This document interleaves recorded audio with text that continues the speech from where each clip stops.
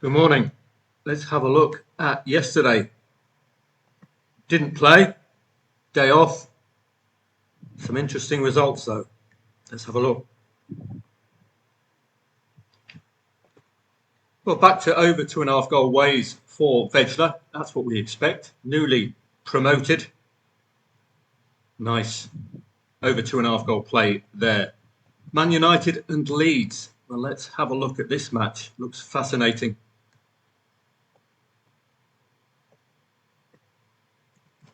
Man United latest score. A contentious red card, I believe, as well, for spoiling a man bun. I think he was sent off. He went on the man bun attack, Alessandro Martinez. You can't be messing with someone's man bun. 5th minute opening goal for Leeds and a 29th minute goal for Leeds. Would I have got involved after the 5th minute? Probably. That's the problem. So this was a messy match to have traded. A 2-0 lead for Leeds before half-time. And then we get the red card and then we get the goal. So complete and utter mayhem for any trader siding with Manchester United. It's all dependent, of course, on the in-play stats feeds. How were Man United looking? Were they dominating? But I think certainly a 2-0 lead, you'd get involved. And then this is just a bad luck. I think it was a very bad decision, wasn't it? I watched it on YouTube. Rodez and Estactoire. 3 dropped points and another red card costing Estactoire, but they still top, but only by a single point now. Rodez, well, smelt blood, and now they're on the same points in the top 5. Only 5 places available. Let's have a look at this match. How did this one unravel? Did the red card provide a pivotal point here? No, it didn't. Everything happened after the red card. Estactoire did score first, and in that regard, I probably wouldn't have got any great interest in the match. But depending on the in-play stats, of course, in play, I wasn't following any football yesterday. But if Rodez was showing something and given the motivating factor, then we might have got a place. So some red cards are not going to change the match. Fiorentina will be absolutely delighted with this win against general under 2.5 goal merchants Lazio. So if you think about it, look at Fiorentina all the way up to 35 now, and they were in the relegation zone. What a change. The only side in the relegation dogfight without an L in the last 5. Quite something.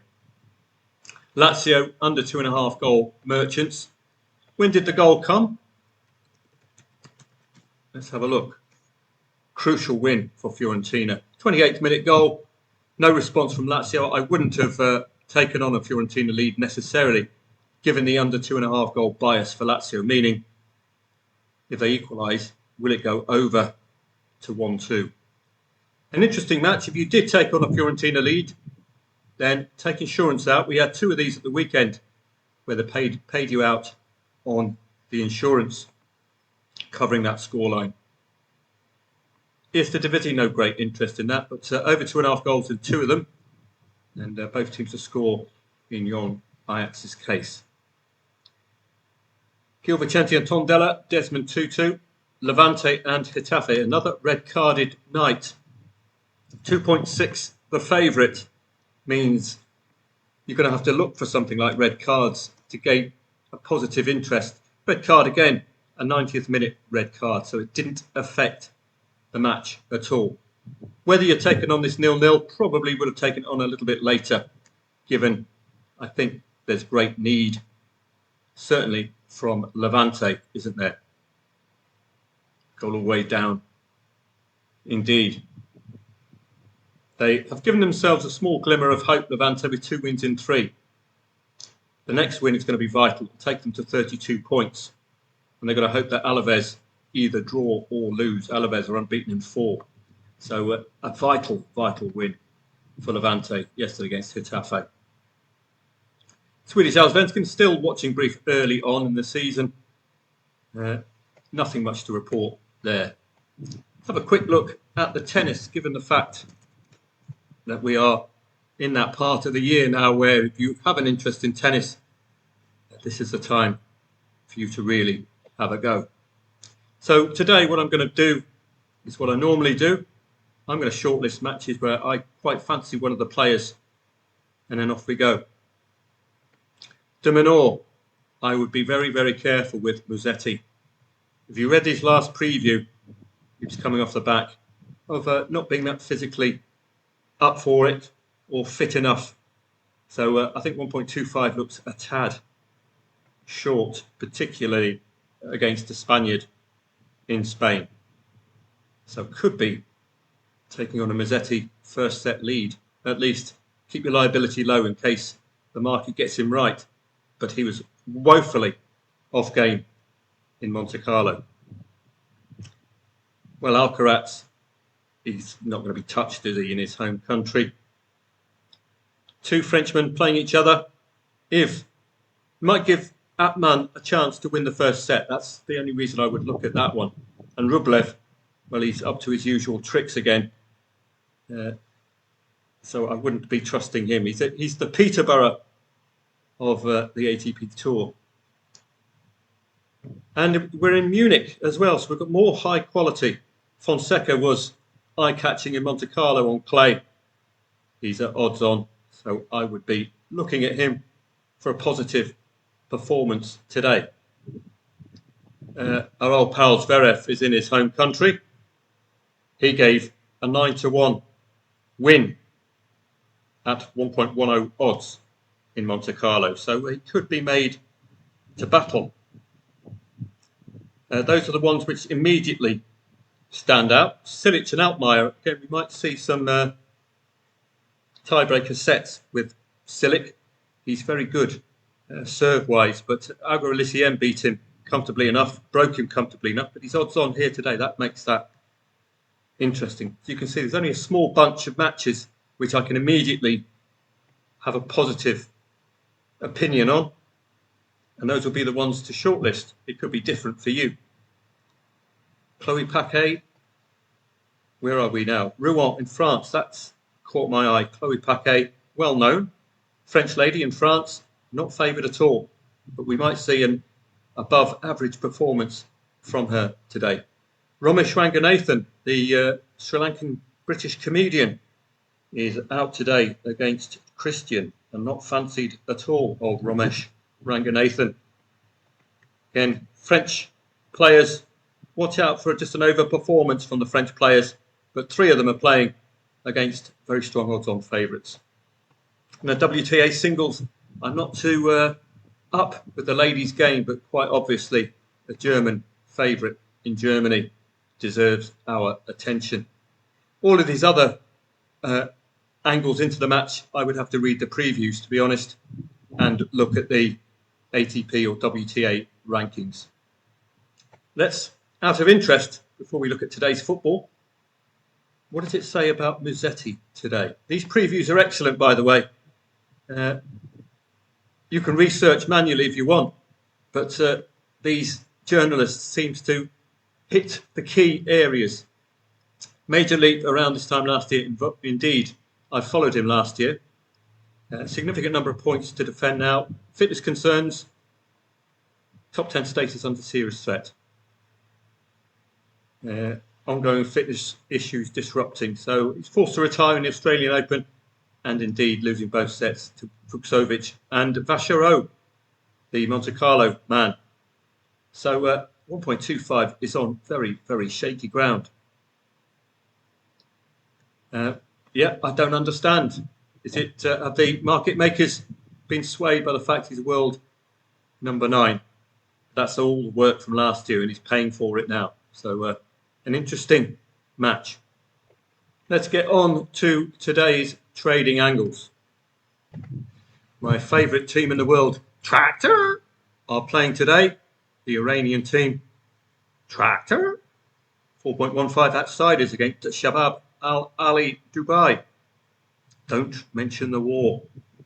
I mentioned it once, but I think I got away with it all right. Pompey against Ipswich, coming off the back of getting us a 1.06 lay the draw. Unexpected single goal win away at Middlesbrough. Pompey are not going to be fearing anything against Ipswich, are they? Only one loss since, I think, the 31st of January, is it, for Ipswich? Again, Tractor boys. This is going to be a fascinating match, and it's really interesting that the market doesn't have, well, look at that, 1.61 all the way out. Is that a result of that Pompey win over Ipswich? As far as the standings is concerned as well, we'll have to double check Portsmouth. I think they are in a touch of a relegation trouble. Indeed, 1 point above the relegation zone. Draw, win of late now, so they've got some fight in them. That's going to be a fascinating match, and by no means a gimme for Ipswich, this one. Southampton and Blackburn. Well, you've got to be with Saints all the way through today. That's my first banker of the day. One conceded last match and ended up winning 2-1. That's the kind of reliability you'd be hoping for today from the Saints. In English League One, let's have a look. 3 wins in 4 for Stevenage in what is a literal playoff 6-pointer for these two. Stevenage coming in with the winning touch, but aren't favoured by the market. This is a must-take points off your nearest rival match, if ever there was one. Stevenage putting together a really good run. They will go to 70 with a win and will keep Bolton at 70. Bolton with a win will go 73 and keep Stevenage at 67, and open to an attack from Plymouth, who won't capture them with a win, but are putting together themselves 3 wins in 5, so arguably could get them eventually. Crucial for both teams. Huddersfield against Cardiff. Well, let's have a look. Very basic research I do at this stage of the season. Huddersfield are within 2 of the playoffs, and at Cardiff, their job is to retain automatic promotion. They've got a 10-point gap at the top. Complacency might be setting in for Cardiff with only 2 wins in 6 matches, but only 1 win in 6 as well. Sees 4 draws for Huddersfield, who have really caught the eye of late. They should have won their last match, but I think they cocked it up with the late 2-2.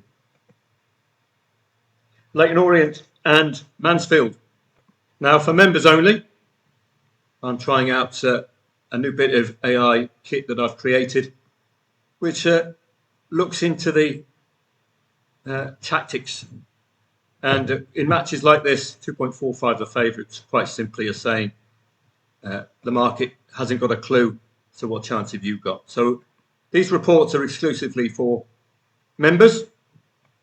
I think they're very offer some decent stuff, but tactics like this, though, AI gone a bit crazy. A 1-4-2-3-1 formation. Goalkeeper, I would suspect. The AI has been a little thorough, putting the goalkeeper as a 1. 4 at the back, 2-3-1. That makes more sense, doesn't it? But a 1-4-2-3-1 would be very interesting. Nigel Clough. So have a read of these members. It goes in with a predicted score as well. Leyton Orient 1, Mansfield 1. Top value bet under 2.5 goals. Orient draw no bet. So interesting. So I've done these for quite a few of these matches today, particularly the ones which are too tough to call. 2.4 the favourite matches. 2.4 the favourite. So I've done another one with that one. Port Vale find themselves bottom of the league. The only question with this match is whether Barnsley have anything to motivate them. Let's have a look. Barnsley are 54 points with the entry point to top 6 at 67. I don't think they can do it, really. A lack of motivation for Barnsley. Port Vale, it's all over. Wigan against Rotherham. Local derby, anybody? I'm not too sure. Again, all down to motivation for or if there is any motivation. It's mid-table mediocrity for Wigan on 52 points. Don't know whether they're coming or going, but with the relegation zone on 47, it's job not done yet for Wigan. And with Rotherham in the relegation zone as well, they are, though, cooked. 13 points to safety. Even if they win today, they are still bottom three. If they win the next match, they're still bottom three. Win the next match after that, they're still bottom three. And win the next match after that, they will still probably be bottom four. So it's looking doomed for Rotherham. But just a small outside chance for Wigan, just to increase the gap between themselves and the bottom sides. In English League Two, I think the best thing for us to do initially is to look at the standings. So that's an important distinction at this stage of the season now, is take your cues from the standings rather than the seasonal form. It's all about grabbing points now. Barrow find themselves on 33. A win takes them to 36. They will not be out of the relegation zone, but they will join or be near 37, 37, 37. This is the relegation fight here. It's must-win territory for Barrow. It's do or die and all the other cliches. 65 points for Oldham with the entry point at 69. It's must-win territory for Oldham. It's very competitive up here, these playoffs.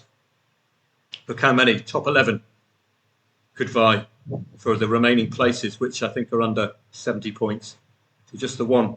Highly competitive. Expect Oldham to be giving their very best. Cheltenham and Gillingham, 2.32 the favourite. 46 points for Cheltenham and Gillingham on 50. They're safe enough from the relegation zone, but the problem is there's nothing to motivate them. It's not a match to greatly interest us today. It's a little grim. And talking of grim, Chesterfield and Grimsby.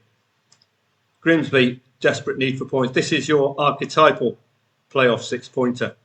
Grimsby win, they'll overtake Chesterfield. Chesterfield win, they'll join the 70-point club and a bit of safety. Grimsby will be, well, the gap will be increasing markedly, won't it? This is crucial. Grimsby must follow up last win with another one today. Colchester and Accrington. Colchester on 60 with 69 the entry point. Must win territory for them. Accrington, mid-table mediocrity for them. But let's have a look as well. 4 defeats in 5. So an ideal opportunity for Colchester with home advantage to do something here. Second legs now today in the Champions League. And we know Atletico Madrid's job. Keep a clean sheet. Barcelona will be going all out. 1.75 looks great value. It could peter out at 0-1, but Barca could get going. Fabulous stuff. If they can keep 11 v 11, they should be winning today. Or it's going to be, worst case for them, a 0-0. Atletico Madrid keeping clean sheet. Liverpool and Paris Saint-Germain. Well, Liverpool won 2-0 at home at the weekend and looked very good for it as well. Rio on the left. Are they going to chance him as the unknown quantity with 2 goals to overhaul against Paris Saint-Germain? You'd expect Liverpool to be looking for a goal before half-time, wouldn't you? But 2.3 the favourite. The market can't discount PSG, who should have this one out of sight. It really should have been 4-5-0 from the first leg. They might be ruining those missed chances. Catanzaro and Modena, 2.35 the favourite, means that unless there's something compelling here, well, Catanzaro will remain 5th to 8th with a win today. Going to take something to break into the top 4. So they've got plenty to protect. And they are playing Modena, who are just below them.